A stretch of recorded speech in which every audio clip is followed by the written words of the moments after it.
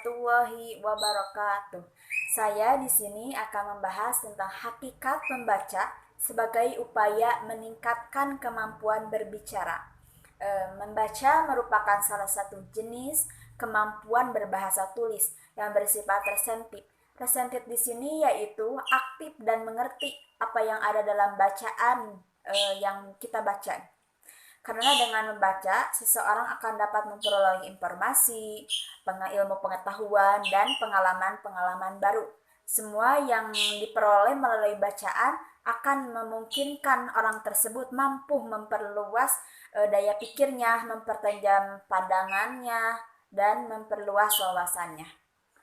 Membaca pada hakikatnya adalah suatu yang rumit, yang melibatkan banyak hal, tidak hanya sekedar melafalkan tulisan, tetapi juga melibatkan aktivitas visual, berpikir sebagai suatu simbol tulis atau huruf ya, ke dalam kata-kata lisan sebagai suatu proses berpikir.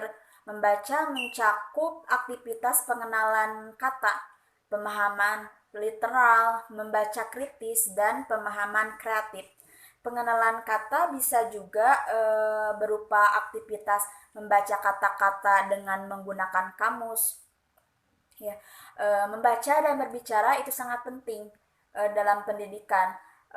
Antara lain disebutkan bahwa anak diusahakan agar memiliki pengetahuan fungsional tentang bahasa dan penggunaannya sebagai alat yang sangat penting untuk melakukan komunikasi dengan orang lain ya. Proses membaca dan berbicara melibatkan faktor intelektual karena semua sepakat bahwa membaca dan berbicara pada hakikatnya adalah sebuah proses berpikir ya. Berpikir sebagai yang dikatakan oleh seorang ahli membaca, bahwa proses membaca itu tak ada bedanya dengan proses ketika seseorang sedang berpikir dan bernalar. Dalam membaca dan berbicara ini, aspek-aspek berpikir seperti mengingat, memahami, dan membeda-bedakan nalar, membandingkan, dan pada akhirnya menerapkan apa yang terkandung dalam bacaan dan pembicaraan. Selanjutnya, kemampuan berbicara. Kemampuan bicara ini adalah kemampuan atau kata-kata untuk menyampaikan gagasan, pikiran, atau pendapat serta sebagai alat untuk mengetahui apakah pembicara mempersiapkan diri dengan baik dalam menyampaikan bahan pembicaraan ya, di hadapan para penyimak atau di hadapan audiens ya. Jadi hakikat membaca dalam upaya meningkatkan kemampuan berbicara tersebut dapat memberikan dukungan serta motivasi relevansi kemampuan berbicara pada anak ya. Selanjutnya masih tentang hakikat membaca dalam upaya untuk meningkatkan kemampuan berbicara yang akan disampaikan juga oleh rekan saya yaitu Cici Paujiah. Bismillahirrahmanirrahim. Assalamualaikum warahmatullahi wabarakatuh. Saya Cici Paujiah dari kelompok 3. Insya Allah saya akan menjelaskan sedikit tentang tujuan membaca, aspek-aspek membaca, dan jenis-jenis membaca. Tujuan membaca memiliki 8 tujuan. Yang pertama, kesenangan. Yang kedua, menyempurnakan membaca nyaring. Yang ketiga, menggunakan strategi. Terus yang keempat, memperbarui pengetahuan tentang suatu topik. Yang kelima, mengaitkan informasi baru dengan informasi yang telah diketahui oleh kita. Terus yang keenam, memperoleh informasi atau laporan tulisan maupun lisan. Terus yang ketujuh, menampilkan suatu eksperimen atau mengaplikasikan suatu informasi yang diperoleh dari suatu teks dalam beberapa cara yang lain. Terus yang kedelapan, menjawab pertanyaan-pertanyaan yang spesifik ataupun yang khusus. Selanjutnya yaitu aspek-aspek membaca.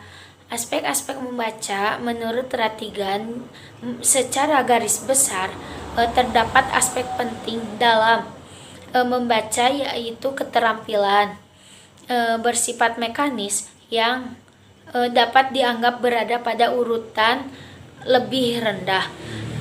Aspek tersebut mencakup yang pertama, mengenal bentuk huruf. Terus yang kedua, mengenal unsur-unsur linguistik. Yang ketiga, pengenalan hubungan atau korespondensi pola ejaan atau bunyi. Yang keempat, ketepatan membaca bersifat lambat. Adapun keterampilan bersifat pemahaman yang dianggap berada pada tingkat tinggi. Aspek ini mencakup yang pertama, memahami pengertian sederhana. Yang kedua, memahami signitif atau makna. Yang ketiga, evaluasi penilaian. Yang keempat, kecepatan membaca yang fleksibel, yang mudah disesuaikan dengan keadaannya. Yang terakhir yaitu jenis-jenis membaca. Jenis-jenis membaca menurut Ratigan yaitu terbagi menjadi dua. Yang pertama, membaca nyaring. Membaca nyaring adalah suatu aktivitas membaca yang cara membacanya disuarakan dengan memperhatikan tinggi rendahnya suara pada saat melafalkan kalimat, ketepatan dalam mengucapkan vokal maupun konsonan. Memperhatikan tanda baca juga seperti koma, titik, tanda tanya, tanda seru, dan lain-lain. Yang kedua adalah membaca dalam hati. Membaca dalam hati yaitu kegiatan membaca tanpa bersuara, sehingga memberikan kesempatan pada pembaca untuk mendalami makna teks yang dibacanya. Sekian dan terima kasih. Assalamualaikum warahmatullahi wabarakatuh. Di sini saya akan menjelaskan tentang hambatan dalam berbicara. Pada kehidupan ini seringkali terjadi hambatan-hambatan dalam merumuskan informasi yang diterima, yang pada akhirnya dapat menyalahartikan arti yang diterima dari informan. Hambatan itu dapat berasal dari yang pertama, kesalahan berbicara. Nah, kesalahan berbicara di sini terjadi baik secara langsung disadari maupun tidak disadari oleh penyampai berita.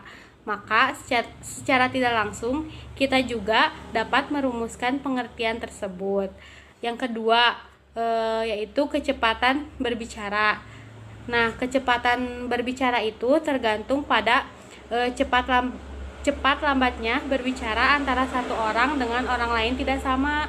Ada yang bisa mengontrol kecepatan berbicaranya dan ada pula yang tidak bisa mengontrol kecepatan berbicaranya. Orang yang terlalu lambat dalam berbicara sedikit banyak akan berpengaruh dalam proses pertukaran informasi. Terlebih lagi pada orang yang mempunyai kebiasaan dalam berbicara yang terlalu cepat. Hal ini akan sangat membingungkan penerima informasi dalam mengerti apa yang informan inginkan. Perkembangan kemampuan berbicara seorang anak dikatakan normal apabila kemampuan berbicara mereka sama dengan anak seusianya dan juga memenuhi tugas dari perkembangan. Dan ketika perkembangan kemampuan berbicara tidak sama dan juga tidak bisa memenuhi tugas dari perkembangan bicara pada usianya tersebut, maka anak tersebut dapat dikatakan mengalami hambatan perkembangan dan kemampuan berbicara. Apabila anak sudah mengalami hambatan dalam perkembangan berbicaranya, mereka pasti memiliki faktor penyebab dari timbulnya hambatan tersebut. Tidak semua orang memiliki kemahiran dalam berbicara, misalnya dalam kegiatan berbicara di depan umum. Namun, kemampuan ini dapat dimiliki oleh semua orang melalui proses belajar dan latihan yang berkesinambungan dan sistematis. Terkadang dalam proses belajar mengajar tidak selalu mendapatkan hasil yang memuaskan. Hal ini disebabkan karena adanya hambatan dalam berbicara. Nah, Suharsi mengemukakan bahwa hambatan dalam berbicara terdiri dari hambatan internal dan hambatan eksternal. Hambatan internal itu berasal dalam diri pembicara itu sendiri. Hambatan ini terdiri dari yang pertama, ketidaksempurnaan alat ucap. Nah, kesalahan yang diakibatkan karena kurang sempurnanya alat ucap ini akan mempengaruhi keefektifan dalam berbicara. Pendengar akan salah dalam menafsirkan apa yang dimaksud oleh pembicara. Yang kedua yaitu penguasaan komponen kebahasaan. Nah, komponen kebahasaan ini tuh meliputi yang pertama lafal dan intonasi, yang kedua pilihan kata atau diksi, dan yang ketiga struktur bahasa. Lalu yang ketiga ada penggunaan komponen isi yang meliputi hubungan isi dengan topik, struktur isi, dan kualitas isi. Nah, lalu ada hambatan eksternal. Nah, hambatan eksternal itu sendiri adalah hambatan yang datang dari luar dirinya. Hambatan ini tuh kadang-kadang muncul dan tidak disadari oleh pembicara. Hambatan ini meliputi yang pertama suara atau bunyi, yang kedua kondisi ruangan, yang ketiga media, dan yang terakhir pengetahuan pendengar. Assalamualaikum warahmatullahi wabarakatuh. Saya Dita Puspita Nur Sabrina akan menjelaskan bagaimana cara menanggulangi hambatan berbicara pada anak. Nah, kita sebagai orang tua atau guru harus memiliki strategi seperti ini. 1. Yaitu melatih anak untuk berbicara benar, pelan, dan berulang-ulang. Kenapa dengan cara melatih anak harus berbicara benar, pelan, dan berulang-ulang? Karena dengan cara melatih itu merupakan upaya untuk mendorong perkembangan kemampuan berbicara anak. Lalu yang kedua yaitu kita harus memperhatikan tata bahasa yang kita gunakan, sehingga ketika kita sedang berbicara pada anak dan tata bahasa yang kita gunakan sudah benar, maka anak akan terdorong untuk berbicara menggunakan tata bahasa yang benar. Lalu yang ketiga yaitu selalu melibatkan anak kepada setiap percakapan, sehingga anak dapat terdorong untuk berani berbicara serta berani mengajukan pertanyaan-pertanyaan. Lalu yang keempat yaitu penggunaan media teknologi untuk mendukung pembendaharaan kata anak, kosakata anak. Nah, ada 3 jenis media teknologi untuk mendukung pembendaharaan kata anak, yaitu yang pertama komputer, buku audio, serta televisi pendidikan. Nah, yang kelima yaitu konsultasi kepada dokter.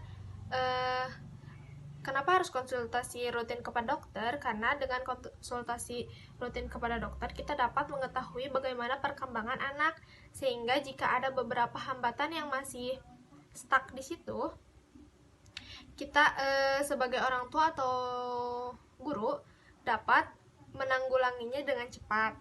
Lalu ada cara menanggulangi hambatan berbicara anak yang lainnya yaitu 1. Menghilangkan rasa takut anak dalam berbicara. Kita sebagai orang tua atau guru harus memberikan motivasi lebih kepada anak untuk berbicara di depan umum, dan menggambarkan bahwa berbicara di depan umum yaitu suatu hal yang menyenangkan, sehingga anak termotivasi atau bersemangat untuk berbicara di depan umum. Lalu yang kedua, menghilangkan pikiran-pikiran negatif pada saat berbicara. Maksudnya menghilangkan pikiran-pikiran negatif ketika berbicara, anak yang berbicara di depan umum pasti memikirkan hal negatif, seperti jika ia melakukan kesalahan, berarti dia akan diejek oleh teman-temannya dan ditertawakan oleh teman-temannya. Nah, kita sebagai orang tua atau guru harus memberi motivasi dan masukan bahwa jika kamu salah dalam berbicara, kamu harus tetap melanjutkannya, karena jika kamu optimis untuk berbicara di depan, maka kesalahan-kesalahan tersebut tidak akan terlihat oleh teman-teman kamu, misalkan seperti itu. Intinya selalu diberi rasa optimis untuk berbicara di depan umum. Lalu yang ketiga atau yang terakhir yaitu menggunakan kata-kata yang sederhana. Jadi anak diarahkan untuk menggunakan kata-kata yang sederhana, tidak berbelit-belit dan tidak bertele-tele, sehingga anak akan lebih sedikit mengalami kesalahan ataupun tidak sama sekali mengalami kesalahan ketika anak menggunakan kata-kata yang sederhana. Terima kasih. Assalamualaikum warahmatullahi wabarakatuh. Saya Amalia Solihat. Jadi saya di sini akan menjelaskan sedikit tentang dramatisasi berbicara melalui kegiatan drama. Dramatic play atau permainan drama bagi anak-anak. Pengertian seni drama untuk anak usia dini adalah mengekspresikan cerita melalui aksi dan dialog. Aksi berupa gerakan badan anak yang bisa mengkomunikasikan pesan. Permainan seni drama dapat didefinisikan juga sebagai jenis permainan di mana anak-anak melakoni suatu peran. Nah, pada saat bermain peran, unsur simbolik dan make-believe play sangat terlihat. Anak-anak menyenangi perannya sebagai salah satu atau beberapa tokoh dengan menggunakan berbagai media atau atribut yang ada. Nah, pembelajaran seni bermain drama untuk anak-anak, kegiatan kreatif dramatisasi dapat berupa bermain peran sebagai polisi, dokter, seorang ibu, guru, tukang kayu, koki, atau dan lain-lain. Terus bisa juga menggunakan benda-benda di sekitar sebagai telepon atau handphone, mesin kasir komputer, dan yang lain-lain. Terus bisa menggunakan balok-balok untuk bermain make-believe seperti suasana perkotaan, kebun binatang, suasana rumah, mall, dan sebagainya. Terus bisa bermain sosial drama dengan tema keluarga, market atau pasar, rumah, sakit, perjalanan dengan pesawat seperti alat transportasi. Melalui kegiatan seni ini, anak bisa dapat menyatakan perasaan dan gagasan, meningkatkan koordinasi mata dan tangan mereka, mengembangkan keterampilan otot yang kecil, belajar untuk mengenal warna, ukuran, dan bentuk suatu benda, serta mengembangkan kreativitas dengan cara mengeksplorasi dan menggunakan alat dan bahan seni. Bermain dramatis meningkatkan perkembangan anak di 4 bidang, yaitu sosial atau emosional, yang kedua fisik, yang ketiga kognitif, dan yang keempat adalah bahasa. Nah, sekian dari kelompok kami. Apabila maaf jika ada kesalahan, dan terima kasih. Wassalamualaikum warahmatullahi wabarakatuh.